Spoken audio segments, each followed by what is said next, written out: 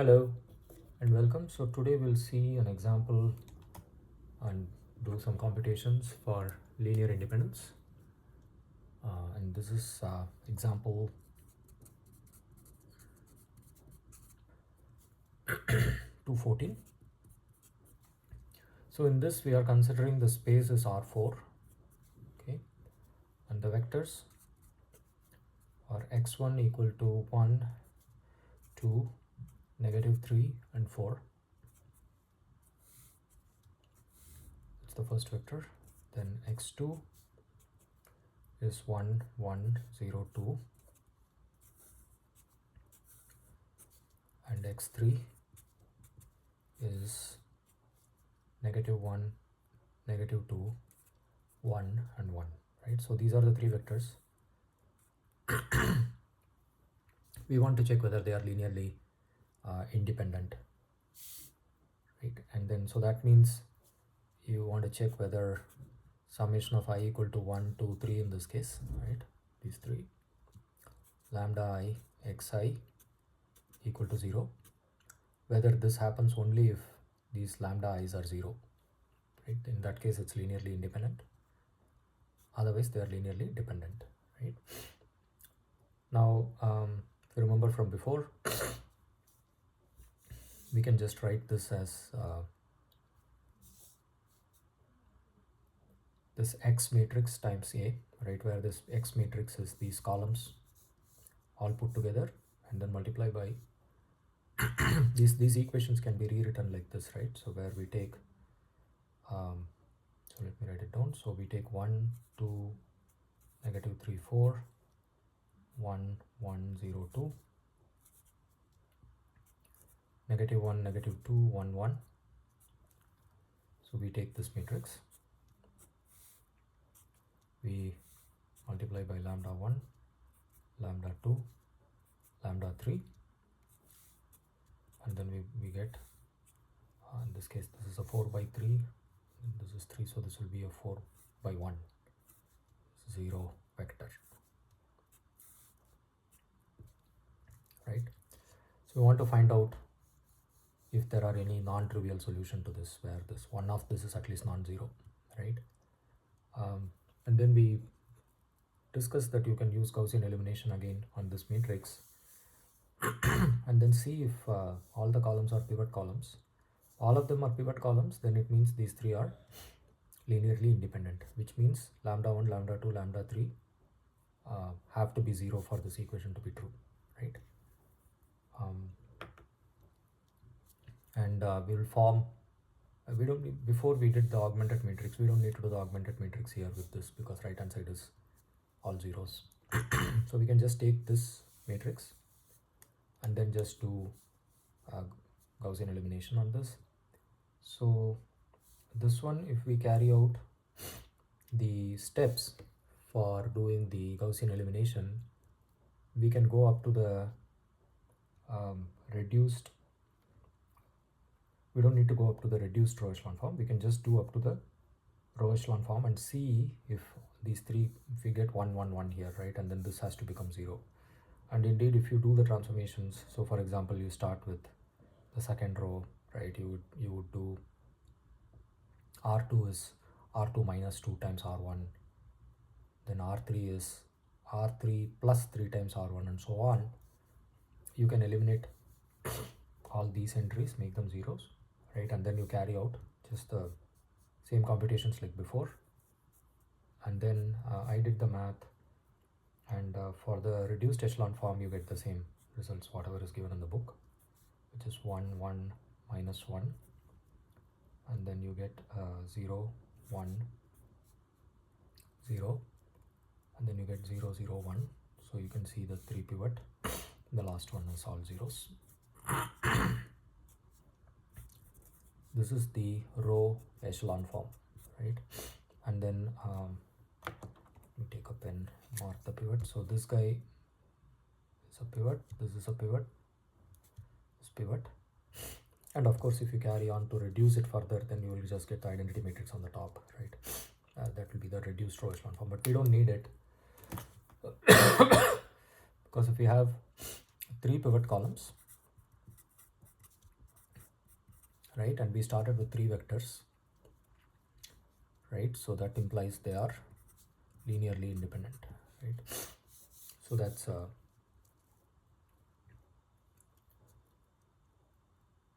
the example given in the book, right?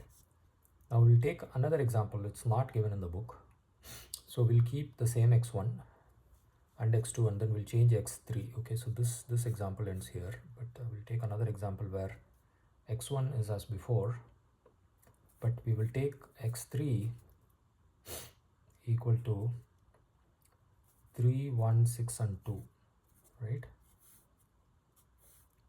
This example, right? x1 and x2 are like before. In this case the matrix becomes, so this remains same, 1, 2, -3 and 4. This becomes 1, 1, 0, 2. The last one becomes this x3, 3, 1, 6, 2.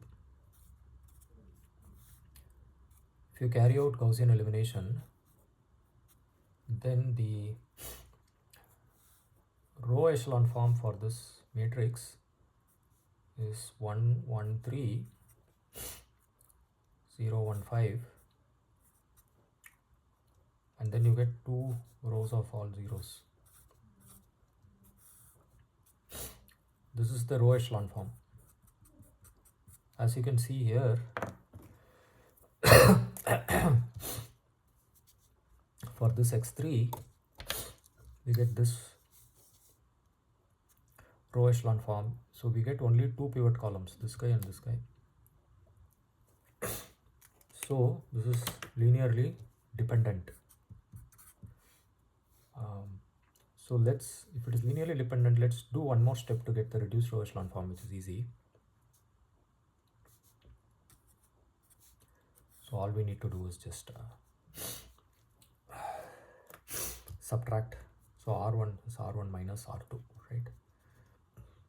Then we get 1, and then we get 0 here, then we get -2 here, right? So the transformation is r1 minus 2 times, sorry, minus r2, not 2. So r1 is r1 minus r2.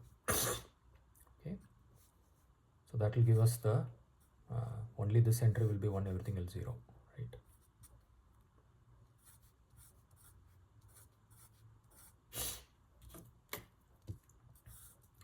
So this is reduced row echelon form.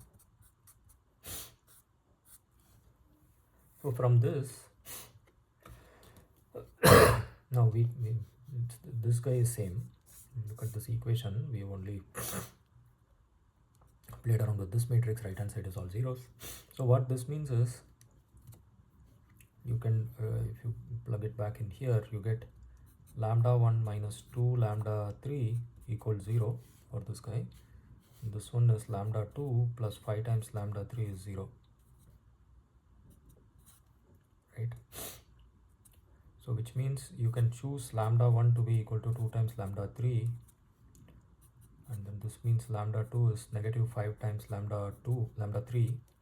So lambda 3 is become free, right? So if I choose lambda 3 equal to 1, I get I can use lambda 3 equal to 1, and then I can use lambda 1 is 2 times lambda 3, which is 2, and lambda 2 equal to -5, right, or -5. So if we use this, right, you can check back. So I'll take so if we use this lambda 1, lambda 2, lambda 3, it's a non-trivial lambda vector, right? Lambda 1, lambda 2, lambda 3 is the lambda vector. This is not all zeros, and then we can still get this matrix times this. Okay, let's check that. So we are just doing a verification now. So verify. So I'm going to put that matrix, which is 1, 1, 3, 2, 1, 1, -3, 0, 6, 4, 2, 2, right? And then this multiplied by lambda 1 is 2, lambda 2 is -5. lambda 3 is 1, right? This equal to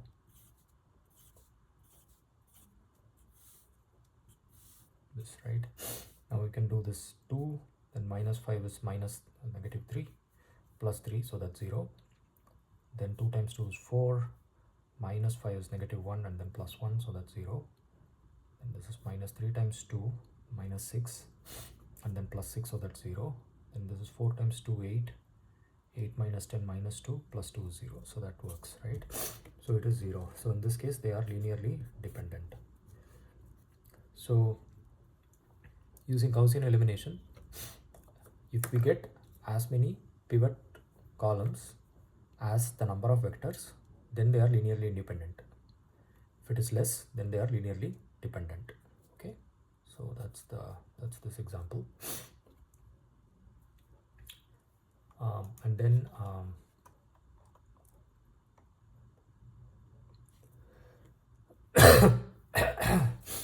I hope that's clear.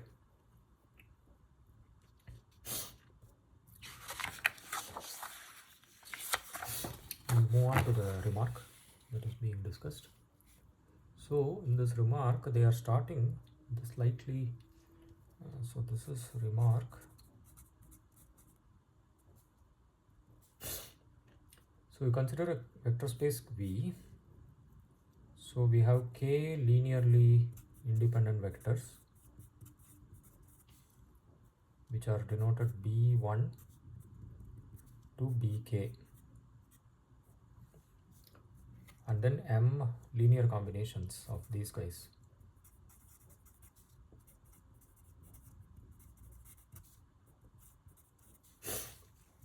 So these are linearly independent vectors and m linear combinations, and we call these as x1 to xn. So x1 is equal to summation of, so we're going to take some linear combinations of these, that's denoted as lambda, and then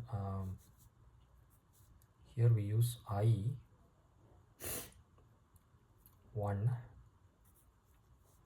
okay, this one, which is the column, actually denotes this one, and this I here goes with this bi, and like this we have up to k, right? 1 to k here. So that is the notation. The row is this row index denotes the index of B. The column index denotes the x. Like this we have x's, right?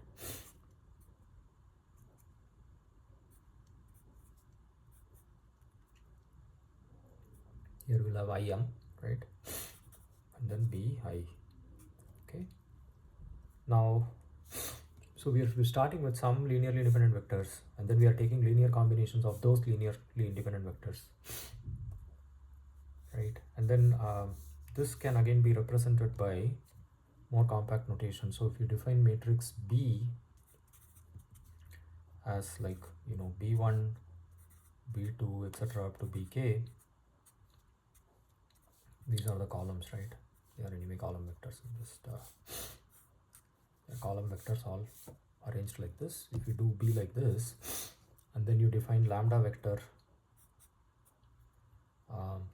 actually not lambda vector, lambda j is a vector, okay? Because if you see here, we have this I runs from 1 to k, so that's k, and then this runs from 1 to m. So this is also matrix, which is k by m matrix. This lambda, there are k m lambdas, okay? And then this lambda j is defined. So if you see lambda 1j, lambda 2j, and so on up to lambda kj. This is how this lambda vector is being defined. And now this j is 1, 2 to m. So this is the second guy here. So this is the second guy here. So they correspond to this b's, right? So there are k columns here and k rows here. So now we can do b times lambda j. So if we do b times lambda j, then more compactly we can represent these xj's, these guys, as b times lambda j, with j being 1 to m. So more compact notation, right? So if we see why this is true, we're just taking this matrix, which is a which has k columns, this has k rows, so there it works, right? So we can write multiply, and in which case we get lambda 1 j b1, lambda 2 j b2, right? The j remains fixed, so that's what is there in the j here, right, which is the second dimension here. So now the x's are this x's I equal to 1 to m, right? Are they linearly independent or not, right? So what do we need to do for this? So we will test whether summation of some j equal to 1 to m of some, let's say psi j x j equal to 0, right? We will need to look at this and see whether this is true only if all the psi j's are 0, right? So if we look at the left hand side, so I'll write like LHS for left hand side, this guy. So we'll keep this and expand this, j equal to 1 to m psi j, and this xj is b times lambda j, right? And lambda j, remember, is a vector, this guy is a scalar, and b is independent of j, so b comes out.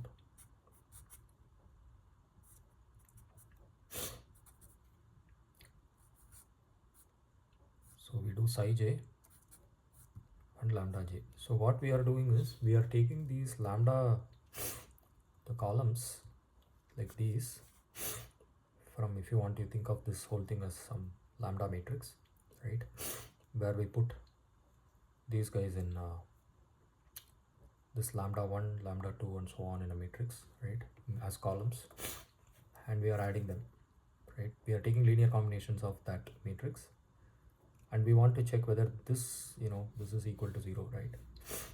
And we know that any linear combinations of b itself has only the trivial solution, because the columns of b are linearly independent. That's what we started with, right? So this will give rise to ultimately some vector of size k, right? So when this gives us some vector of size k, unless these lambda j's themselves are linearly dependent, it won't be giving us. So what happens is, if the lambda j's are linearly dependent, then you can play around with it so that you can choose psi j not all 0, but you can make this 0, in which case there is a non-trivial psi j for which this will be 0. So from here we can conclude that these xi's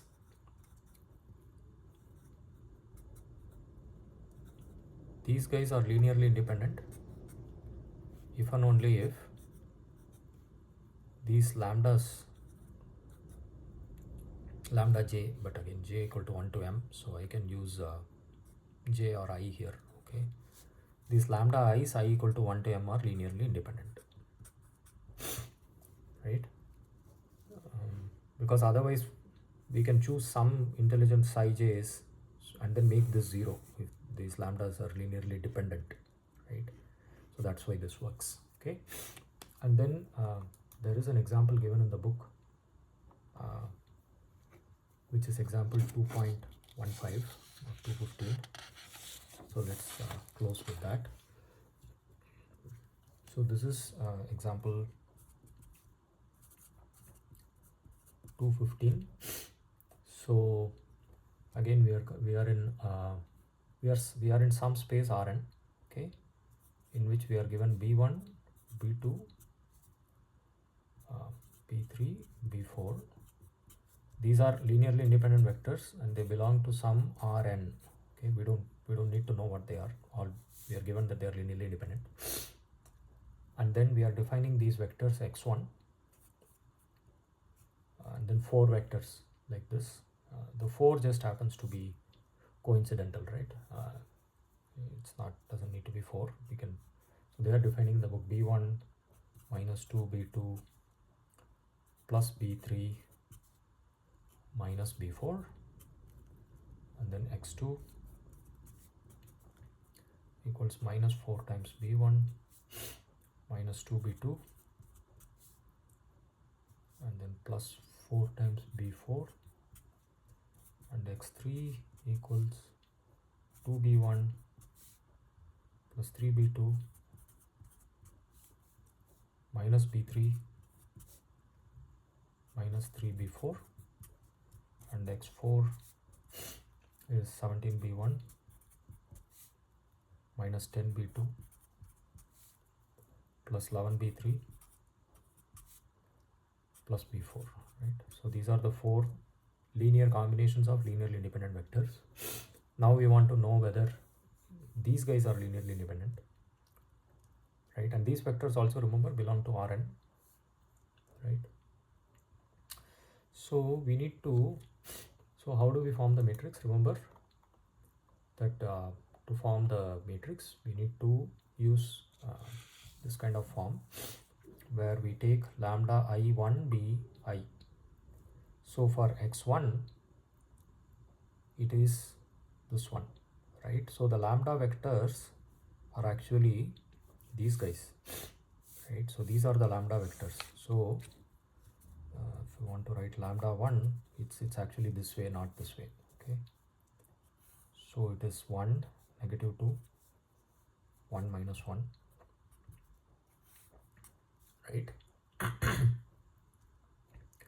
And then lambda 2 is this negative 4, negative 2, 0 and 4,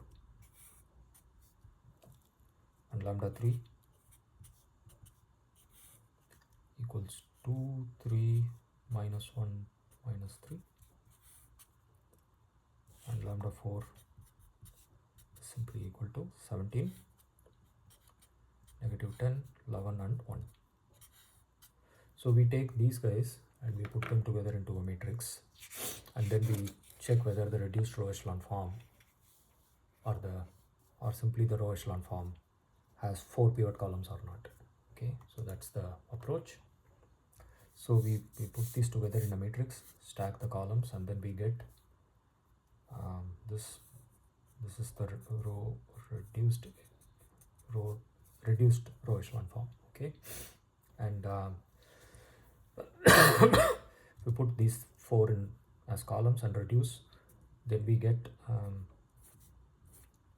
so this we get identity matrix, but we don't get the 4th pivot column. This becomes all zeros, and then this is negative 7, negative 15, negative 18. So what this means is it's not linearly independent, or they are linearly dependent, because we have only 3 pivot columns. 4th row became 0, all 0. And this also means this x4 is nothing but minus 7 times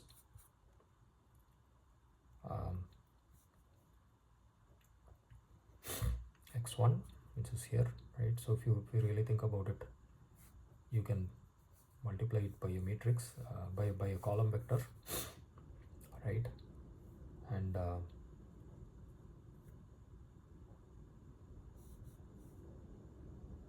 it will give you x1 minus 7 times x4,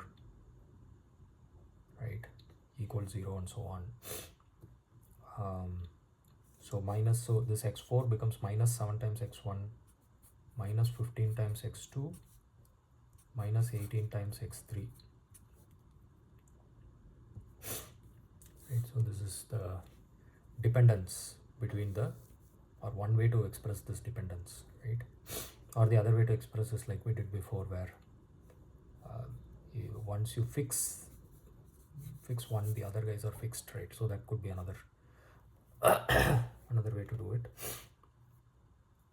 But basically all this means is these lambdas are not linearly independent. So if we want to verify, let's just verify whether we get 17 for the first one. So -7, and then you get a minus. So this is first top one is -7 times 1 is -7, and then -15 times -4 is 60, and then 60 minus 7 is 53, and then we got 53 minus 18 times 2, which is 53 minus 36, which gives you 17, right? So that works, right? So these are linearly dependent ones, right? Even though b1, b2, b3, b4 are linearly dependent, these combinations, the way that they are found, they are linearly dependent. Okay, hope that helped, and we'll see you in the next video.